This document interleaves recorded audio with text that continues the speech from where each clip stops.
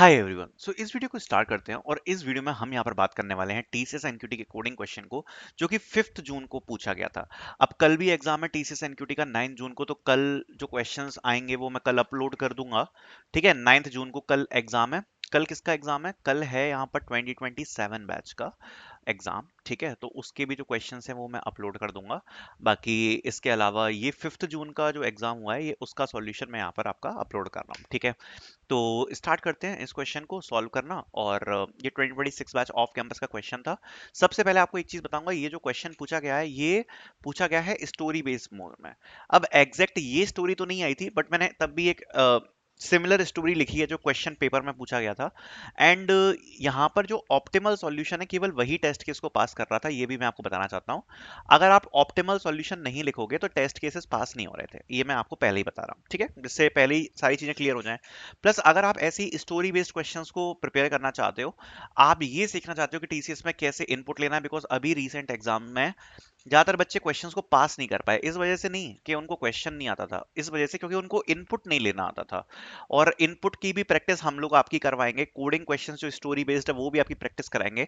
सब कुछ as it is जो टीसीएस में पूछा जाता है वो सब आपको मॉक टेस्ट सीरीज में मिल जाएगा। So you can enroll in the mock test series. ये जो प्रैक्टिस कोडिंग शीट्स दी है ना, इसमें आपको प्रैक्टिस करने के लिए सारे स्टोरी बेस्ड क्वेश्चन मिलेंगे। आप देख सकते हो, कोई भी टॉपिक मिस नहीं किया है, सारे टॉपिक्स इंक्लूडेड हैं।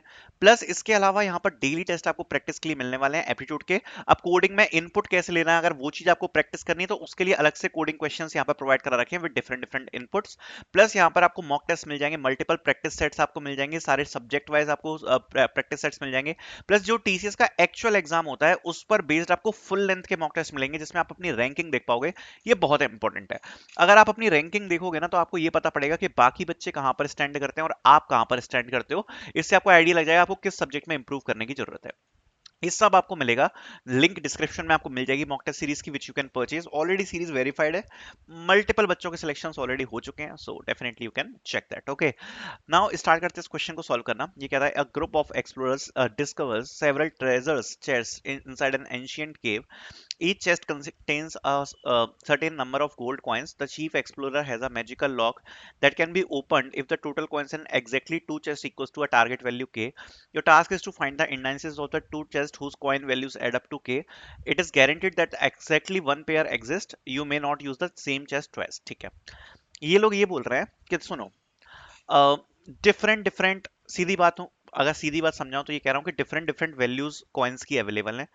लाइक 2, 7, 11, 15, ऐसे डिफरेंट डिफरेंट कॉइन्स की वैल्यूज जो हैं वो अवेलेबल हैं। ठीक है, उसमें से केवल दो कॉइन्स होंगे जो कि लॉक को अनलॉक कर पाएंगे। मतलब पूरे जो भी हमें कॉइन्स की वैल्यू दी है उसमें केवल दो ही लॉक होंगे जो कि किसी लॉक को अनलॉक कर पाएंगे। और लॉक कैसे अनलॉक होगा? जब वो दोनों कॉइन्स की वैल्यू टारगेट के बराबर होगी।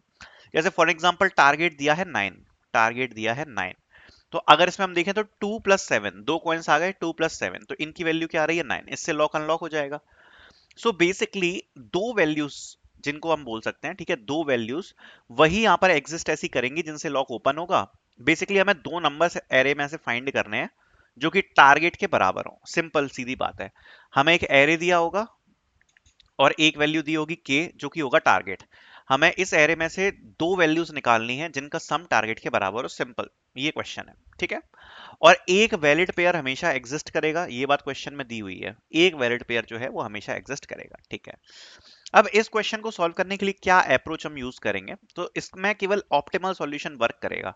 अगर आप ऑर्डर ऑफ एन स्क्वायर में जाना चाह रहे हो तो वो इसमें वर्क नहीं करेगा।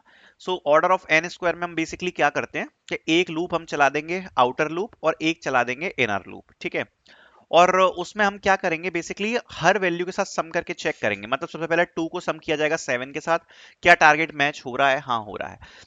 क्या 11 के साथ टारगेट मैच हो रहा है? क्या 15 के साथ टारगेट मैच हो रहा है? फिर 7 का 11 के साथ चेक करेंगे, 7 का 15, मतलब सारे कॉम्बिनेशंस बना के दो दो नंबर्स के चेक करेंगे कि क्या टारगेट मैच हो रहा है। और जिस भी नंबर पे टारगेट मैच हो रहा होगा वो हम रिटर्न करा देंगे। बट ये ऑर्डर ऑफ एन स्क्वायर में चला जाएगा। ऑप्टिमल सॉल्यूशन इसका हम देखने की कोशिश करेंगे। ऑप्टिमल सॉल्यूशन को समझने के लिए सबसे पहले हमें समझना पड़ेगा मैप को। Map data structure, I hope आपको क्लियर ही होगा मैप डेटा स्ट्रक्चर क्या होता है। So basically map data structure का क्या काम है, इसमें हम दो वैल्यूज को हम यहाँ पर स्टोर कर सकते हैं। और ये जो दो वैल्यूज होती हैं क्या होती हैं? एक वैल्यू को आप स्टोर कर सकते हो की में, जो कि हमेशा से यूनिक होगी, और की के सामने आप कोई भी वैल्यू को स्टोर कर सकते हो। तो की वैल्यू पेयर हम इसको बोलते हैं कि एक की स्टोर हो जाएगी जो कि हमेशा यूनिक होगी और उसके सामने कोई आप वैल्यू को स्टोर कर सकते हो, ठीक है। सो ये मैप का बेसिक काम होता है, ठीक है। अब हम मैप से इस क्वेश्चन को कैसे सॉल्व करेंगे, मैं एक टेस्ट केस लेता हूं फॉर एग्जांपल, ठीक है। 2 1 11 8, ओके, नहीं 11, ये हो गया 12, ओके, देन 6 7 और 15।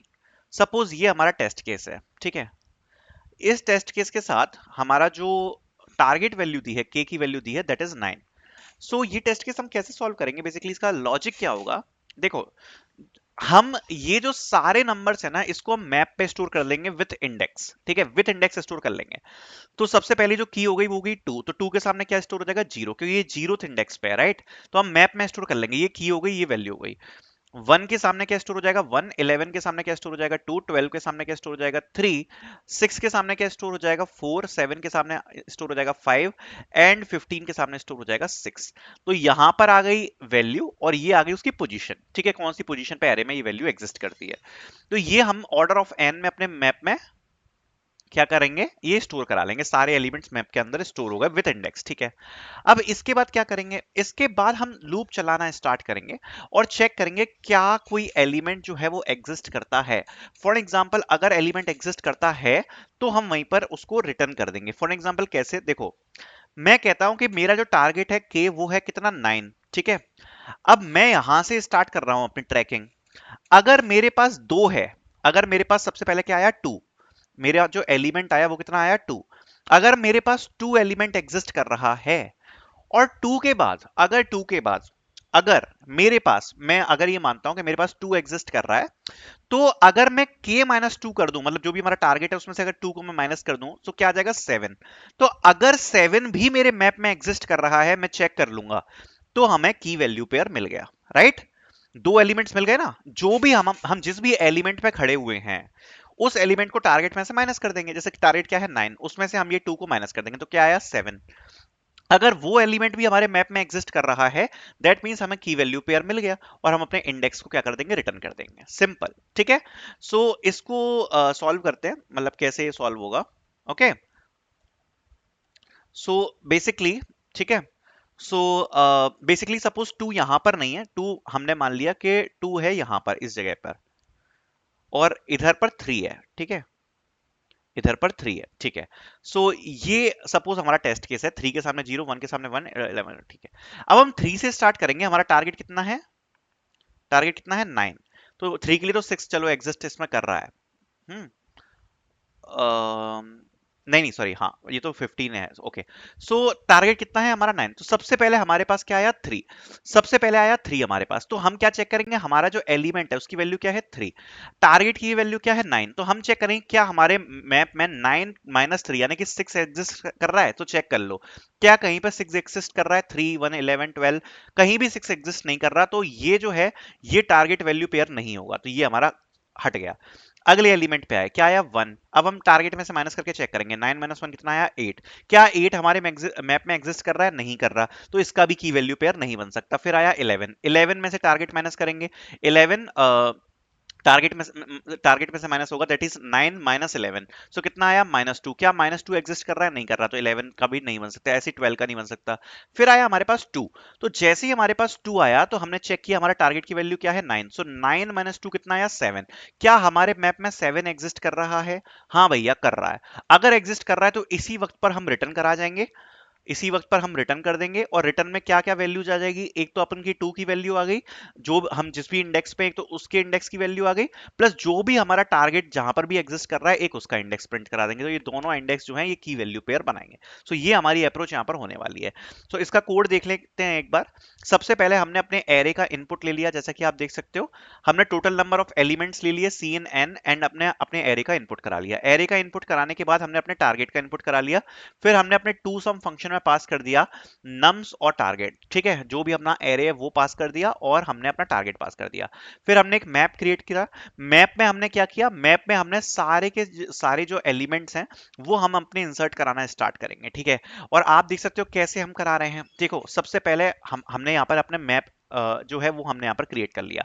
उसके बाद जैसे सबसे पहले आप सपोज हमारे पास क्या आया, हमारे पास सबसे पहले आया 2। तो 2 को हम सबसे पहले क्या करेंगे, हम चेक करेंगे कि 2 माइनस 7 मतलब के माइनस टू मतलब टारगेट माइनस टू यानी कि 7, क्या ये हमारे मैप में एग्जिस्ट करता है, नहीं करता। तो हम 2 को क्या करेंगे, 2 को हम अपने मैप में स्टोर करा लेंगे। कैसे करा लेंगे, map of nums I equals to I. तो 2 के सामने क्या स्टोर हो जाएगा, 0 स्टोर हो जाएगा। फिर सपोज 2 के बाद आया 1, तो फिर हम चेक करेंगे कि टारगेट -1, ठीक है, टारगेट -1 मतलब क्या 8 मैप में एग्जिस्ट करता है, नहीं करता। तो 1 के सामने स्टोर हो जाएगा 1, क्योंकि ये 1 इंडेक्स पे आ रहा है। फिर आया 11, सो 9 -11 -2 क्या एग्जिस्ट कर रहा है, नहीं कर रहा। तो 9 के सामने आ जाएगा स्टोर होके इंडेक्स 2, ठीक है। फिर सपोज हमारे सामने आया 7, तो जब 7 आया तो हम चेक करेंगे टारगेट मतलब के -7 दैट मींस 9 -7, तो क्या आ जाएगा 2। हम चेक करेंगे क्या 2 हमारे मैप में एग्जिस्ट कर रहा है, हाँ 2 हमारे मैप में एग्जिस्ट कर रहा है। तो जैसे ही हमें पता पड़ेगा कि हाँ 2 हमारे मैप में एग्जिस्ट कर रहा है, तो हम क्या करेंगे, ये आप देखो। सबसे पहले हम अपने टारगेट निकालते चले जा रहे हैं, तो कितना टारगेट नीडेड है, राइट। तो टारगेट में से जो भी एलिमेंट आ रहा है वो हम माइनस करते चले जा रहे हैं, जिसको हम नीडेड में स्टोर कर रहे हैं। उसके बाद हम अपने मैप में चेक कर रहे हैं क्या जो नीडेड टारगेट है वो क्या एग्जिस्ट कर रहा है मैप में। अगर वो मैप में एग्जिस्ट कर रहा है तो उसी पॉइंट पर हम क्या रिटर्न करा देंगे, जो भी टारगेट वैल्यू है, जो भी टारगेट वैल्यू है वो हम रिटर्न करा देंगे, प्लस जिस इंडेक्स पर हम चल रहे हैं वो रिटर्न करा देंगे। तो दोनों हमारे जो हैं वो रिटर्न हो जाएंगे। जैसे फॉर एग्जांपल अभी 7 आया था, ठीक है, 7, तो 7 का क्या इंडेक्स है, थर्ड इंडेक्स है। तो थर्ड इंडेक्स रिटर्न हो जाएगा आई में, ठीक है, आई में थर्ड इंडेक्स रिटर्न हो जाएगा। और एक और चीज क्या रिटर्न हो जाएगी, मैप ऑफ नीडेड। नीडेड क्या था, 2, 2 नीडेड था, तो 2 के सामने क्या स्टोर किया है, 0, तो 0 रिटर्न कर जाएगा। तो 0 और 3 ये दोनों रिटर्न यहां पर कर जाएंगे, तो 0 और 3 यहां पर रिटर्न कर जाएंगे, ठीक है। और 0 3 जैसे ही रिटर्न कर गए तो लास्ट में आप देख सकते हो हम इनको प्रिंट करा देंगे, answer of 0 and answer of 1, ये हम यहां पर अपना प्रिंट करवा देंगे। तो इससे हमारा जो आउटपुट है वो आ जाएगा, जितने भी जो भी इंडेक्स है उस पर जो नंबर्स एग्जिस्ट करते हैं, सिंपल। सो ये हमारा जो क्वेश्चन था ये आया हुआ था। आई होप आपको क्लियर हुआ होगा। Thank you so much for watching.